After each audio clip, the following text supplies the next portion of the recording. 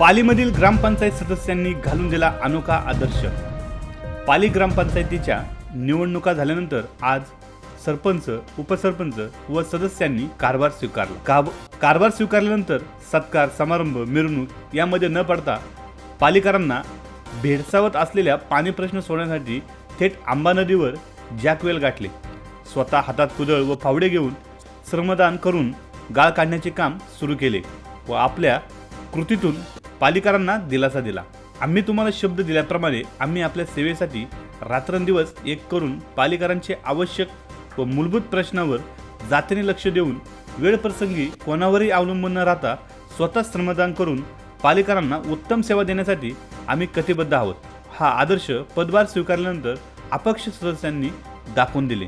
झाला त्याबरोबर सदस्यांचा झाला, पण खुर्ची न बसता पालीकरांना भेडसावणारा पाणी प्रश्न कसा सोडवता येईल, त्यामुळे माझ्या मागे जे कार्यरत आहेत ते सर्व ग्रामपंचायत सदस्य आहेत आणि पालीकरांना लवकरात लवकर पाणी मिळावं यासाठी ते प्रयत्न करत आहेत आणि त्यांच्या या कामाला मी शुभेच्छा देतो आणि त्यांना कोणतीही मदत लागेल त्या मदतीसाठी आम्ही सदैव तयार आहोत। तुम्ही असंच काम करत राहावं, भविष्यात तुमचं भविष्य उज्ज्वल आहे एवढं मी नक्की सांगतो। समाज उपयोगी कामं करत असताना तनमन धन करून कसं करायचं असतात कामं, ह्याचं हे प्रत्यक्ष उदाहरण आहे। खुर्च्या उभवण्यापेक्षा लोकांना पाणी कसे मिळेल ह्यासाठी ही माझे ग्रामपंचायत सदस्य झटत आहेत, ह्याचा मला खूप अभिमान आहे आणि त्यांनी असंच कार्य करत राहावं ह्यासाठी त्यांना शुभेच्छा देतो आणि कोणतीही मदत लागली तर आम्हाला सांगा, आम्ही तुमच्या चांगल्या कार्यासाठी सदैव तयार आहोत। यावेळी पाली ग्रामपंचायत अपक्ष सदस्यांनी पालीच्या जनतेला आवाहन केले आहे की आम्ही पालीकरांना उत्तम सेवा देण्यासाठी कटिबद्ध आहोत।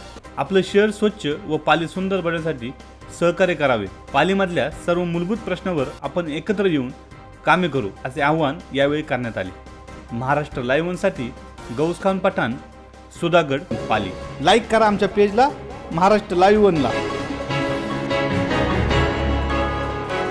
आपण पाहत आहे महाराष्ट्र लाईव्ह, सर्वसामान्यांचं बातमीपत्र, महाराष्ट्रातील पहिलं online news channel Maharashtra live.